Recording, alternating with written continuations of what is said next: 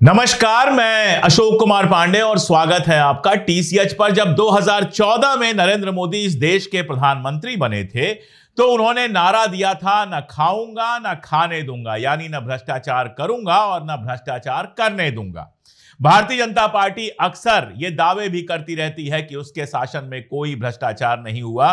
तमाम सीएजी की रिपोर्ट्स आती रहती हैं, तमाम सारी चीजें होती रहती हैं। भ्रष्टाचार के जो आरोपी बीजेपी में शामिल हो जाते हैं उनकी जांचें रुक जाती हैं, ये सब होता है, लेकिन दावा होता रहता है कि कोई भ्रष्टाचार नहीं हुआ है।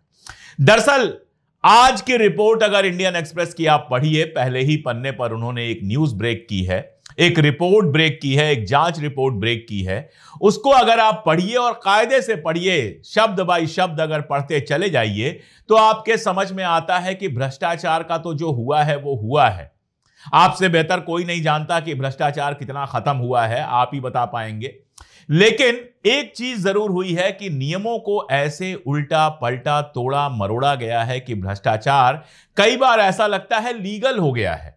यानी भ्रष्टाचार तो होता है लेकिन कानूनी तौर पर उसको सही साबित कर दिया जाता है। यह किस्सा है बालकृष्ण का। बालकृष्ण को आप अच्छी तरह से जानते हैं, वो रामदेव के बहुत करीबी हैं और रामदेव के बारे में कुछ बताने की जरूरत नहीं है। भगवा बाना पहनते हैं लेकिन पूरा काम एक बिजनेसमैन का उनका है, बिजनेस है उनका। बाकायदा अपने उत्पादों का प्रचार भी करते हैं। अभी आपको याद होगा गर्मियों के लिए एक शरबत उन्होंने बनाया था और उसका प्रचार करने के लिए तो उन्होंने हिंदू मुस्लिम नफरत का भी सहारा ले लिया, जिसको कोर्ट से काफी लताड़ मिली, उनको हटाना पड़ा। वो सब आप जानते हैं। कोरोना के टाइम में जो किया वो भी आप जानते हैं। अभी भी उनके खिलाफ मुकदमे चल रहे हैं, आप सब जानते हैं। लेकिन कहा यह जाता है कि उनका बिजनेस असल में बालकृष्ण संभालते हैं।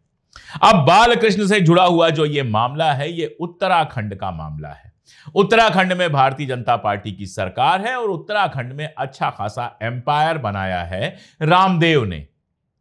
इसी एम्पायर से, बालकृष्ण के इस एम्पायर से जुड़ी हुई यह खबर है, बहुत गौर से सुनिएगा। उत्तराखंड सरकार जो है दिसंबर 2022 में मसूरी के पास जॉर्ज एवरेस्ट स्टेट में एडवेंचर टूरिज्म को बढ़ावा देने के लिए एक टेंडर लाती है। अब जब भी कोई टेंडर आता है तो बिडिंग होती है। आपने एक टेंडर निकाला, सरकार एक टेंडर निकालती है और अलग अलग कंपनियां जो है उसमें बिडिंग करती हैं और उसमें जो सबसे बेस्ट बिडिंग होती है, यानी सबसे कम लागत या सबसे ज्यादा फायदा जिससे सरकार को हो रहा होता है, उसको ठेका दे दिया जाता है, उसको मिल जाता है प्रोजेक्ट, वो अपना काम करता है। इस प्रोजेक्ट के लिए 3 कंपनियों ने बिडिंग की। Rajas aeroporters and adventures private limited, Bhaurua agri science private limited और Patanjali organics India private limited. ये 3 कंपनियों ने इसमें बिडिंग की और उसके बाद एक कंपनी यानी राजस को इसका ठेका मिल गया। अब आप कहेंगे इसमें क्या दिक्कत है, 3 कंपनियों ने बिडिंग की, उसमें से एक कंपनी जो बेस्ट बिड होगी उसको मिल गया होगा। दिक्कत यहीं से शुरू होती है।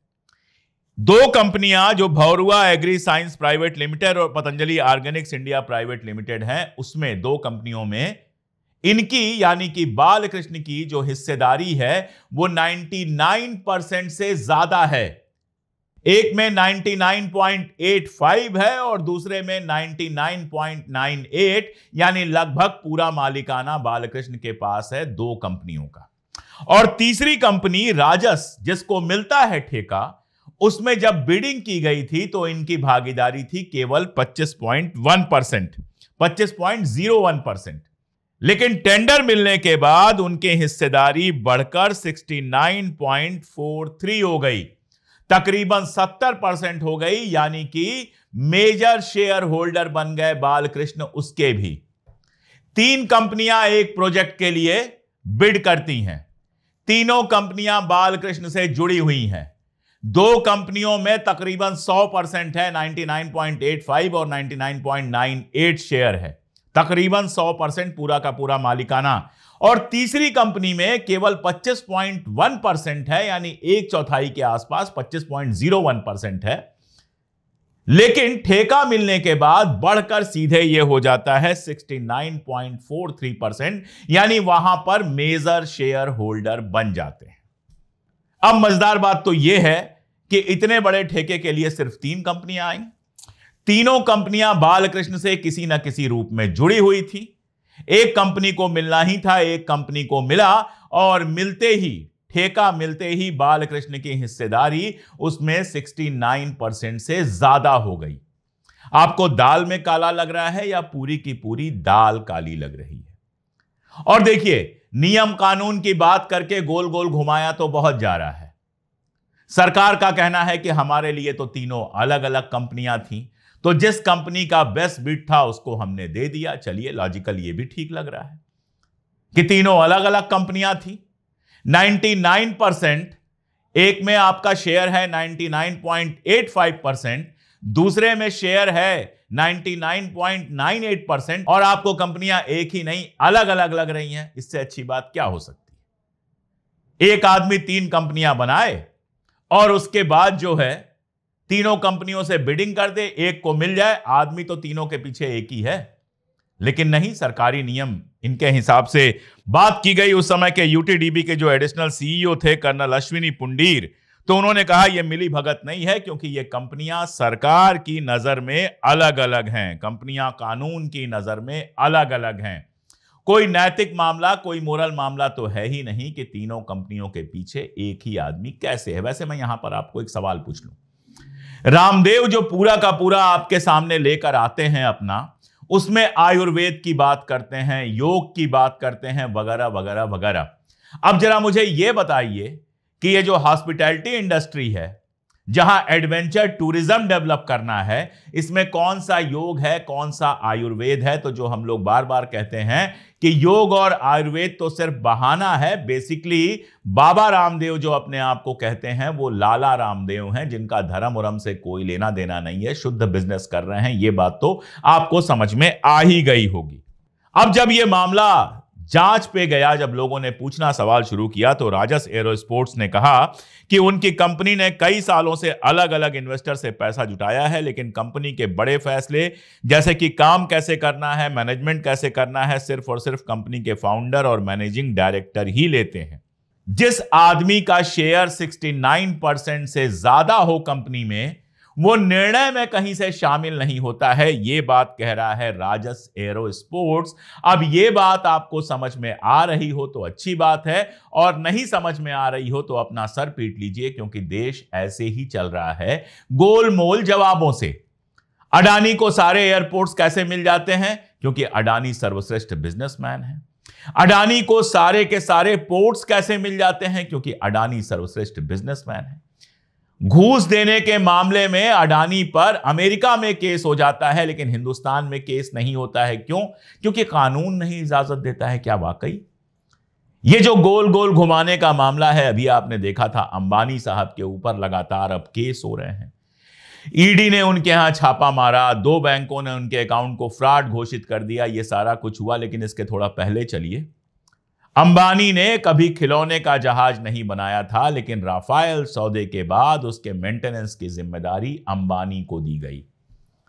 कानूनन सब सही है, कानूनन मुझे भी दे दी जाए तो सब ठीक है, लेकिन जरा सोच के देखिए कि जो विमान आपने खरीदे हैं देश की सुरक्षा के लिए, उनके मेंटेनेंस की जिम्मेदारी उसको दी जा रही है, जिसका उस क्षेत्र में किसी तरह का कोई अनुभव नहीं है। यही मैंने आपसे कहा कि भ्रष्टाचार खत्म हुआ है कि नहीं हुआ है नहीं पता, लेकिन उसको लीगल तरीके से करना लोगों ने सीख लिया है, उसका लीगलाइजेशन हो गया है। ये हम जानते हैं जब निकल के आया था सारा मामला इलेक्टोरल बॉन्ड वाला, तब आपने देखा था, और उसके पहले भी देखा था। कई कंपनियां ऐसी हुई जिनके ऊपर छापा पड़ा, ईडी गई, जांच हुई, और उसके बाद वो अडानी जी के पॉकेट में चली गई। वो अडानी को बेचने के लिए उसके मालिक तैयार हो गए।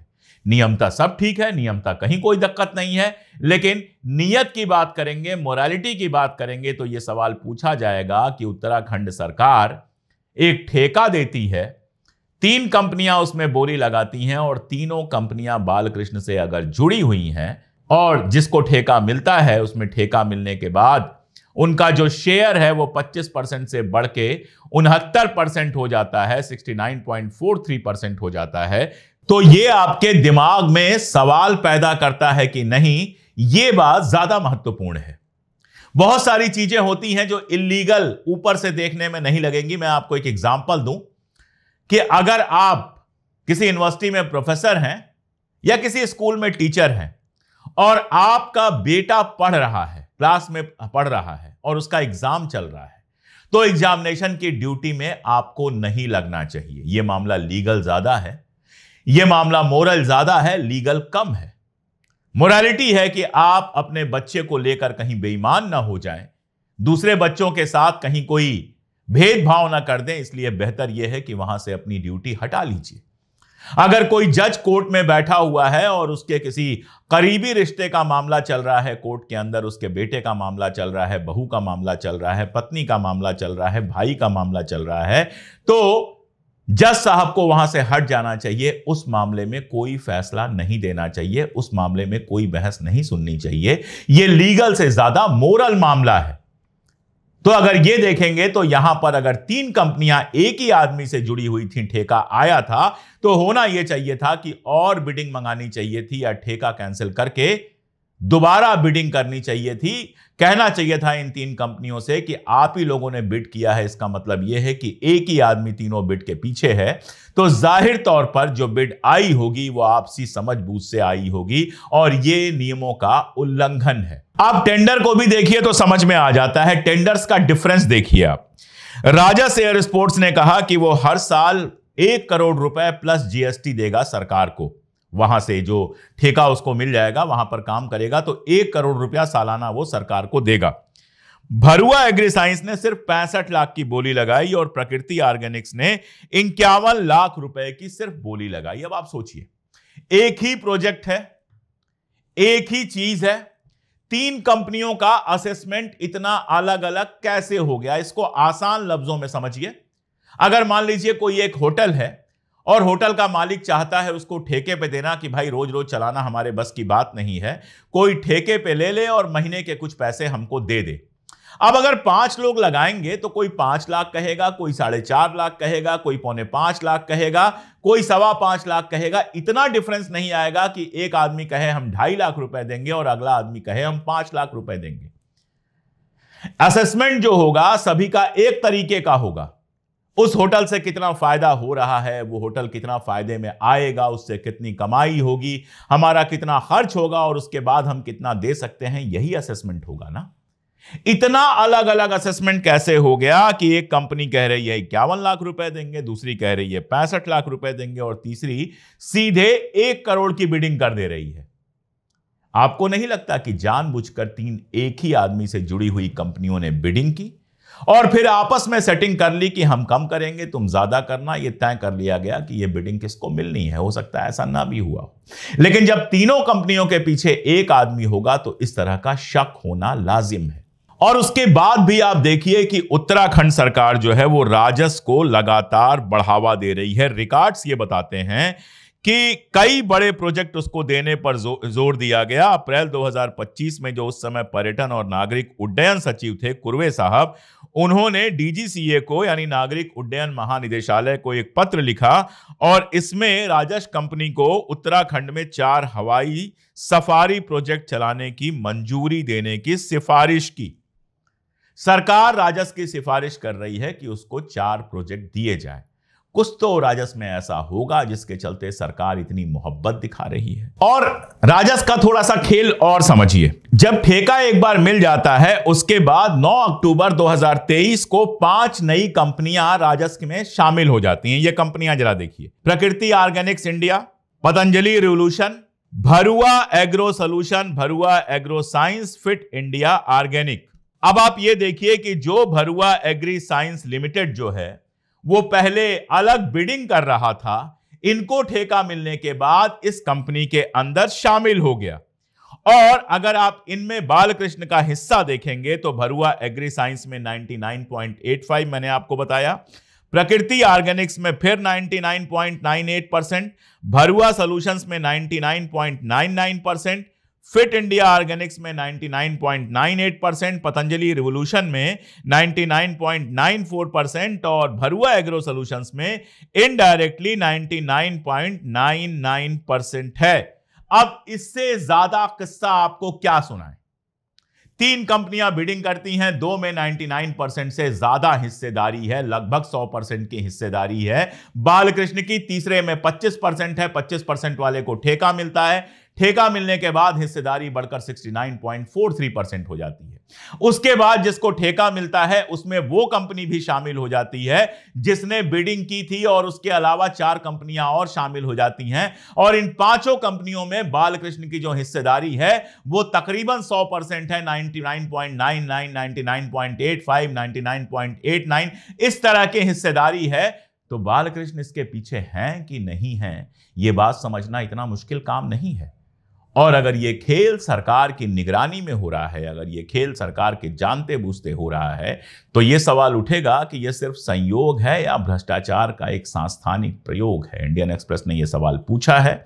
हम आभारी हैं इंडियन एक्सप्रेस के इस वीडियो के लिए। उनके रिपोर्ट के आधार पर ही हमने ये वीडियो बनाया है, और हमें उम्मीद है कि जो एजेंसीज हैं वो इसकी जांच करेंगी और देखेंगे कि हमारे देश में क्रोनी कैपिटलिज्म को कहीं इस तरह तो बढ़ावा नहीं दिया जा रहा है कि सरकार के जो प्री पूंजीपति हैं उनको ठेकों में, बाकी सारी चीजों में जबरदस्त वरीयता दी जा रही है। आज के लिए इतना ही, बहुत शुक्रिया।